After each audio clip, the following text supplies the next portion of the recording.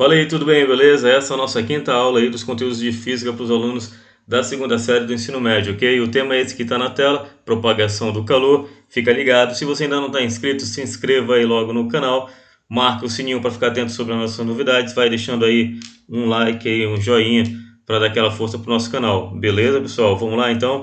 Se liga aí nos tópicos que nós vamos abordar na aula de hoje e exatamente vamos comentar agora sobre o fluxo de calor. Então, a propagação do calor, com certeza aí, você já está ligado, porque já está aí na tela para você, ela ocorre exatamente de três formas, beleza? E essas formas, como você pode observar aqui, ó, é a condução térmica, é a convecção térmica e a irradiação térmica, beleza?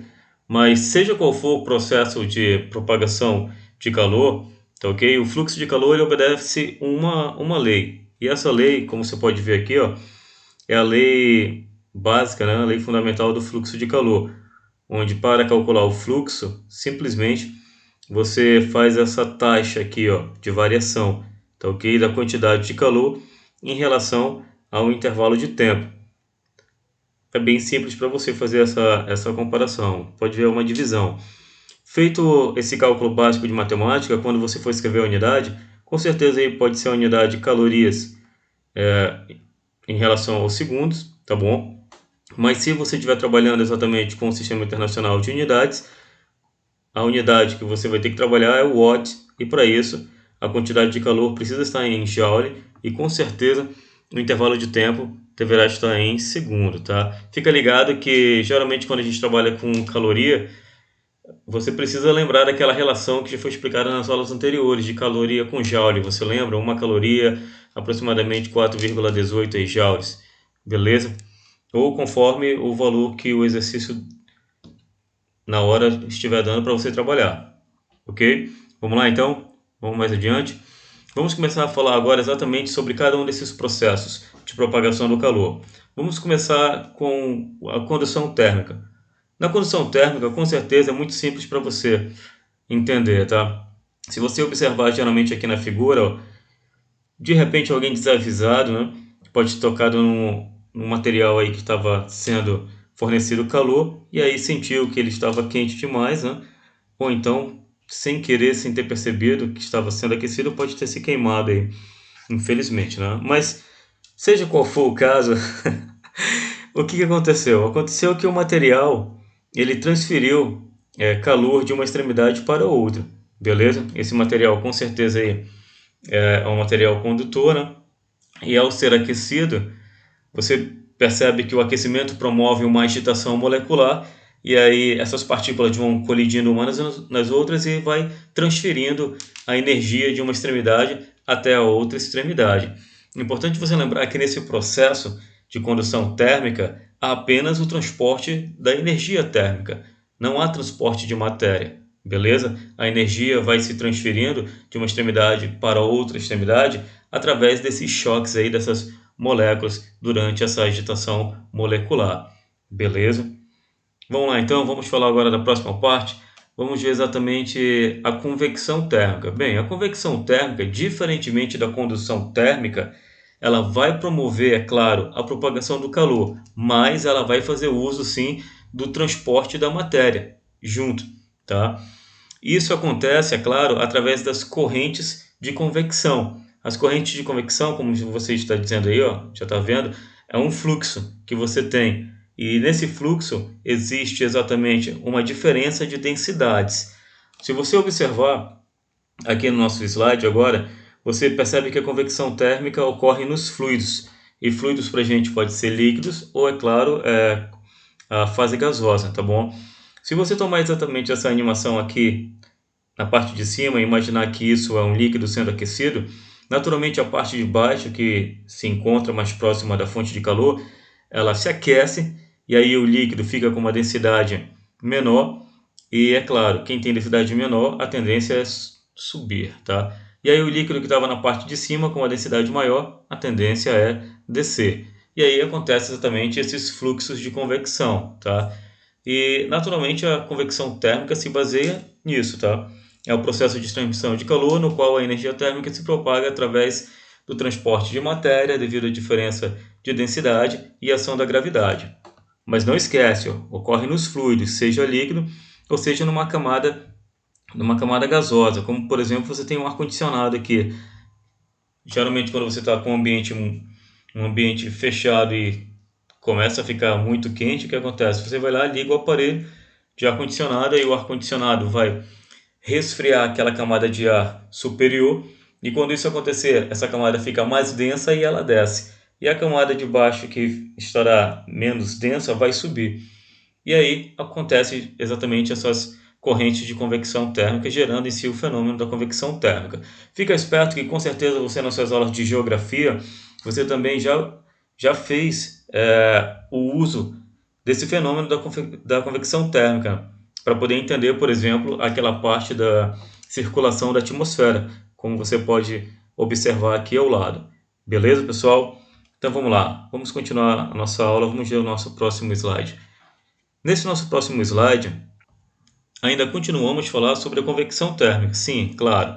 E nós temos dois exemplos muito comuns, o da brisa marítima e o fenômeno da brisa terrestre, ok? Vamos aprender exatamente um e o outro, na sequência com certeza você vai entender, que é o processo inverso, é claro. Veja, vamos agora para o exemplo, exatamente aqui o que nós temos na parte superior, tá? O da brisa marítima. Quando você tem exatamente essa configuração, veja que tanto a Terra como a água aqui, ela está recebendo a radiação eletromagnética. E o que acontece? Esses corpos vão absorver essa energia e depois eles vão liberar. Acontece que nós sabemos que a Terra, e a areia e a água, elas possuem composições químicas diferentes. E aí, nesse caso, o calor específico, como nós já falamos em umas outras aulas, o calor específico da areia, ela é muito menor, tá? O calor específico da areia é muito menor do que o calor específico da água. Então, o que acontece? Isso promove variações de temperaturas maiores para a areia do que para a água. É claro que a gente está considerando aqui sempre ambos recebendo a mesma radiação com a mesma porção de massa. Veja, e aí como ele vai ter uma variação de temperatura bem mais rápida, por causa que o seu calor específico é menor, a areia então vai irradiar mais rapidamente, e aí a massa de ar que você tem exatamente sobre a areia, ela vai se aquecer. Ela vai se aquecer e aí a tendência é ela ficar exatamente menos densa, e como nós explicamos agora, tudo aquilo que é menos denso, a tendência é subir. E quando isso ocorre, nessa região aqui onde você tem, dessa parte, cria-se o que nós chamamos de zona de baixa pressão, tá ok? Zona de baixa pressão.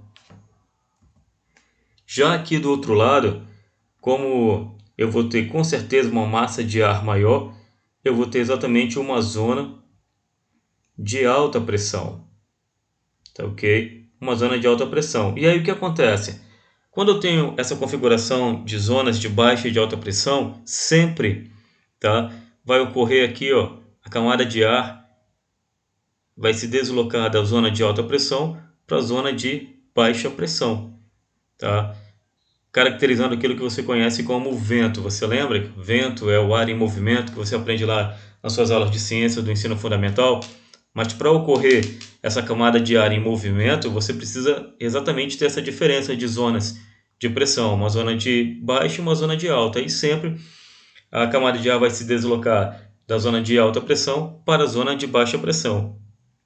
Nessa hora vai se configurar a brisa marítima, tá ok? Pela parte da manhã. Pela parte da noite, o processo se inverte e aí você tem o que nós chamamos exatamente da brisa terrestre, tá ok? E aí exatamente a ideia é a mesma, só que agora vai ocorrer a inversão, tá bom? Você vai ter exatamente a zona de alta pressão desse lado aqui e a zona de baixa pressão desse outro lado. Beleza, pessoal? Vamos lá então, vamos adiante. Bem, então agora nessa parte você tem que ficar esperto que existe um fenômeno chamado de inversão térmica. Quando isso ocorre, você é capaz de enxergar a poluição gerada aí, ó, beleza? Na atmosfera, tá? É normal isso acontecer geralmente quando não ocorre a convecção térmica. Mas para isso ocorrer, veja que naturalmente esse daqui é o processo normal. Mas quando esse processo normal não ocorre, perceba que você tem exatamente aqui, ó, camada de ar frio, exatamente assim, ó, disposta, e criando exatamente uma, como nós podemos chamar de um isolante térmico, né? Impedindo exatamente que aquele fluxo de ar quente possa subir e fazer com que a poluição fique dispersa, né? Isso não é possível nesse caso, tá ok? Por causa que a convecção térmica não está acontecendo. Beleza? Então vamos lá, segue adiante. Vamos falar agora sobre a irradiação térmica. Nesse processo de propagação do calor, o calor ele não precisa de um meio para se propagar, beleza? Os anteriores eles precisam, tá? Mas agora a irradiação térmica ela não vai fazer necessário você ter um meio para se propagar, porque o calor estará se propagando através das ondas eletromagnéticas, como você pode observar aqui. E as ondas eletromagnéticas elas simplesmente elas viajam no vácuo, tá bom? E aí nesse caso você tem como exemplo das ondas eletromagnéticas ondas de rádios, os raios ultravioleta, infravermelho e, é claro, a luz propriamente dita, a luz visível, tá bom? É isso que você tem que ficar ligado, tá? E aí você tem uns exemplos agora em nossas animações, nas nossas figuras, no caso do calor sendo transportado exatamente da nossa fonte de calor principal, que é o Sol, tá ok? E todo o calor está sendo transmitido através das ondas eletromagnéticas, até chegar aqui exatamente no nosso planeta. É isso que você tem que ficar ligado, tá? É claro que a transmissão do calor também pode ocorrer, como nós chamamos de ondas de calor, como você está vendo exatamente aqui, numa fogueira, ou exatamente aqui a pessoa aproximando a mão de um ferro. Naturalmente, quando você também aproxima a mão de uma lâmpada, você pode também sentir isso, tá bom? Fica ligado, fica tranquilo. É importante você lembrar uma coisa, tá? Que quando essa radiação está chegando do Sol à Terra, ela vem através do que nós chamamos de ondas curtas. E essas ondas curtas, quando elas passam pela nossa atmosfera, elas interpretam a atmosfera como transparente, beleza? E aí ela chega exatamente até a nossa superfície, e aí, uma vez que ela chega na superfície, a superfície absorve exatamente essa energia, tá? E aí depois ela vai irradiar. E quando ela irradia essa energia, ela vai irradiar exatamente no que nós chamamos, por exemplo, em comprimento de ondas longas, tá? E o infravermelho é um exemplo disso, tá ok? É claro que quando a gente vai irradiando essas ondas longas, quando elas tentarem sair do nosso planeta e para o espaço, é claro que ela vai ter um problema, porque quando elas atingirem a atmosfera não será mais transparente para essas ondas longas, será opaca. E aí o que acontece? As ondas são refletidas de volta exatamente para cá, para a nossa superfície, criando aquela ideia que nós temos do efeito estufa. Beleza, pessoal? Você tem que ficar esperto que é claro que existe muita aplicação através do infravermelho, tá bom? Como você pode observar exatamente aí ao lado na nossa animação, na nossa figura, ok?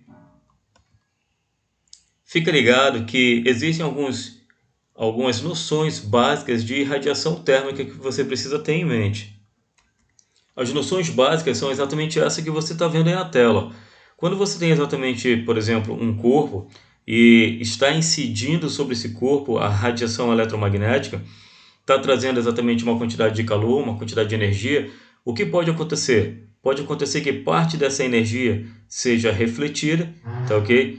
Ou seja transmitida, ou seja absorvida. É isso que você tem que entender. Existe uma quantidade aí, ó, sendo refletida, existe uma quantidade sendo absorvida e existe uma quantidade dessa energia, desse calor sendo transmitido por esse corpo. Se você pegar e somar todas essas quantidades de energia que nós estamos falando, você vai ter a quantidade de energia total, a quantidade de energia incidente nesse corpo, tá? A quantidade de calor incidente nesse corpo.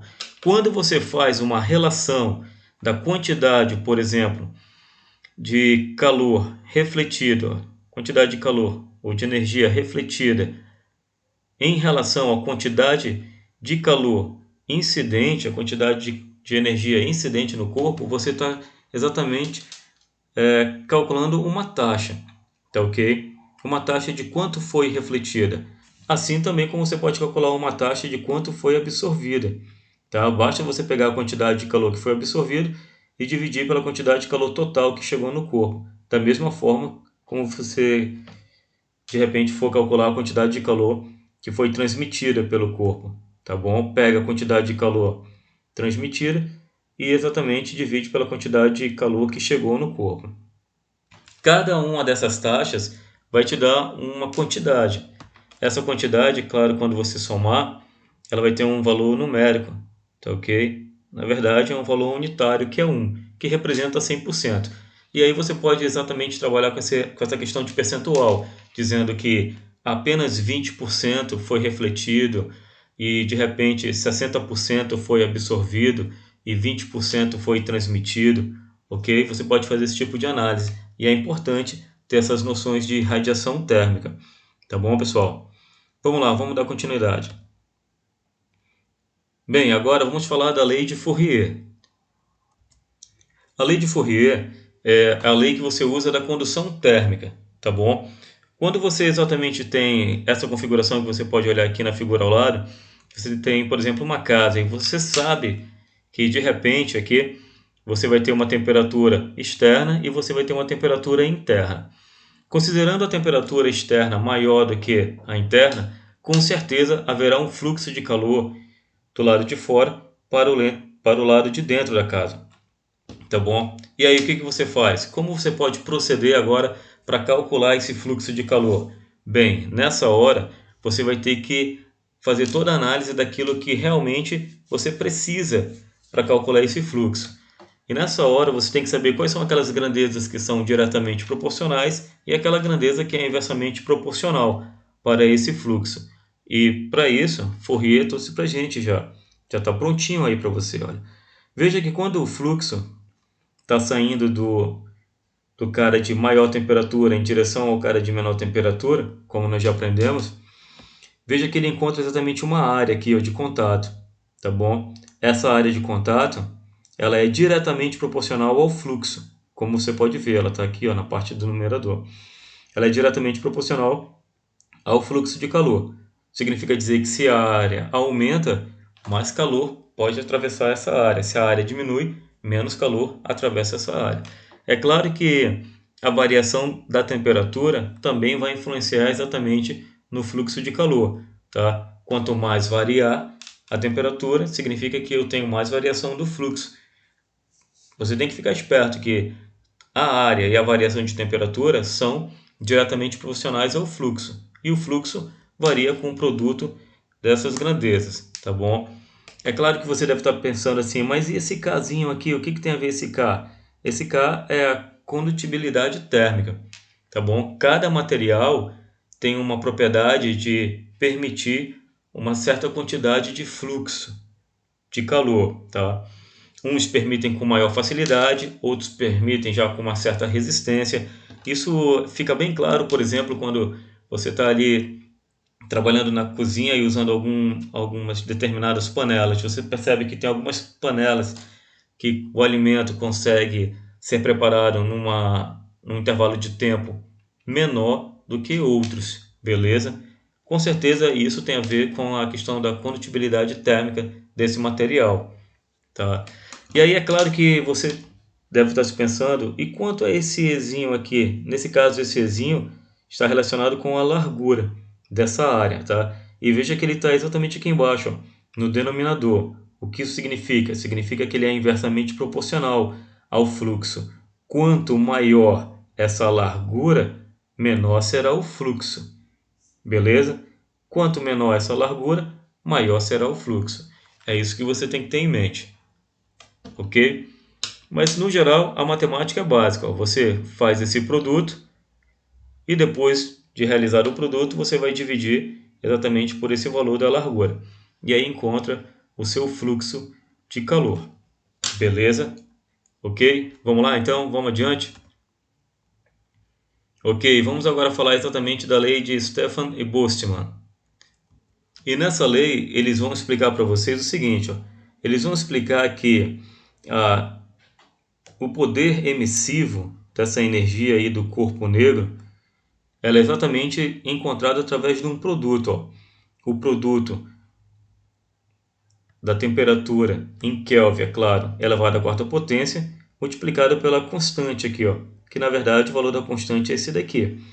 Se você estiver se perguntando exatamente aí o que é esse corpo negro, fica ligado que agora há pouco nós falamos sobre aquelas noções básicas de radiação. E aí eu quero que você entenda o seguinte, ó, corpo negro é aquele cara que exatamente ele não vai deixar nenhuma radiação ser refletida e muito menos ser transmitida, tá?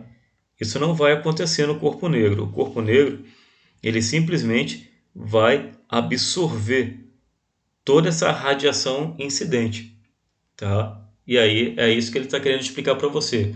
Se ele absorve toda essa energia, uma hora ele vai ter que liberar toda essa energia. Quando ele estiver liberando toda essa energia, esse poder emissivo, como que eu faço para calcular? Aí ele está explicando para você exatamente aqui a fórmula ao lado. Veja que é só um produto. Você vai pegar essa constante aqui e multiplicar pelo valor da temperatura em Kelvin, mas depois de você fazer exatamente essa potência aqui, que é a quarta potência dessa temperatura.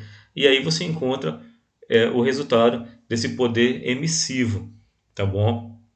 Fica ligado que isso é para um corpo negro. Você pode perguntar, por exemplo, o seguinte: e se o corpo não for negro? Se for aquele corpo que realmente recebeu uma parte da energia só, como que eu posso proceder? Bem, para isso, olha só, nós temos outras equações. Se você quiser exatamente calcular o poder emissivo de um corpo que não seja negro, de um corpo qualquer, você pode usar essa fórmula aqui, ó, bem simples, ok? Você pode usar essa fórmula bem aqui, ó. Você simplesmente pega a potência dada em watts, é claro, se nós estamos falando do Sistema Internacional de Unidades, e divide pela área. A área, é claro, em metro quadrado. E aí você encontra o poder emissivo, ou seja, o quanto esse corpo está irradiando, tá ok?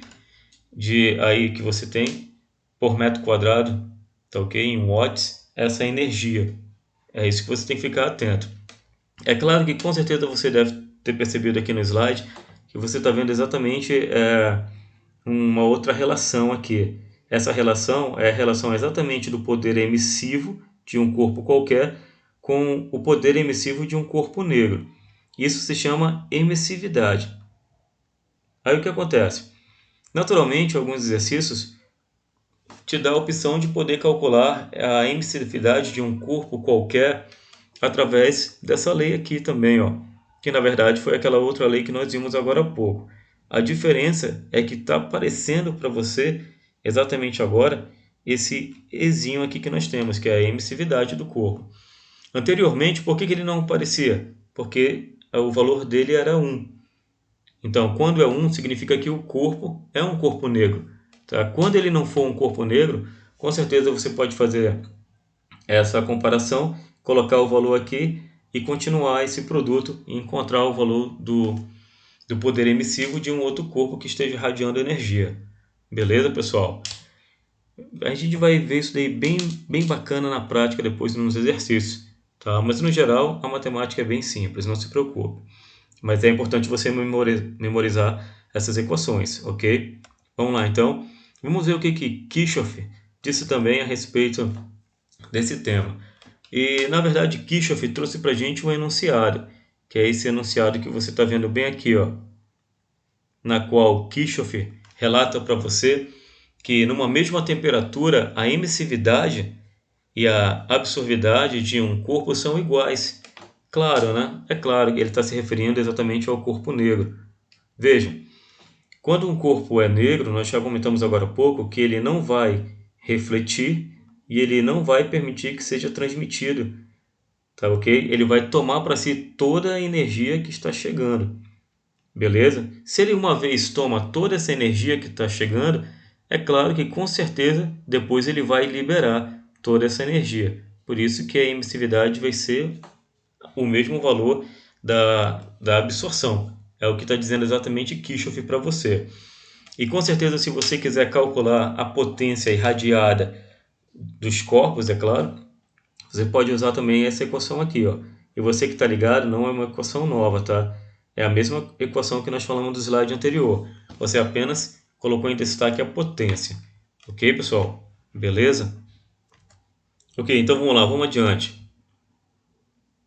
Se liga agora aí que nós vamos começar a responder alguns exercícios, ok? Selecione a alternativa que supre, né, as omissões das afirmações seguintes. Ok. Então vamos lá. Veja, o calor do Sol chega até nós já sabemos, por radiação. Então, com certeza você fica ligado que você tem a opção A e tem a opção C, ok? Uma moeda bem polida fica quente do que uma moeda revestida de tinta. Ah, sim, beleza. Então vamos lá. Uma moeda que foi bem polida, com certeza ela vai ter um poder de reflexão maior do que aquela moeda que está pintada de tinta preta, porque sendo pintada de tinta preta, ela vai absorver mais. E aí o que acontece? A moeda que está bem polida, ela ficará com certeza menos quente, ok?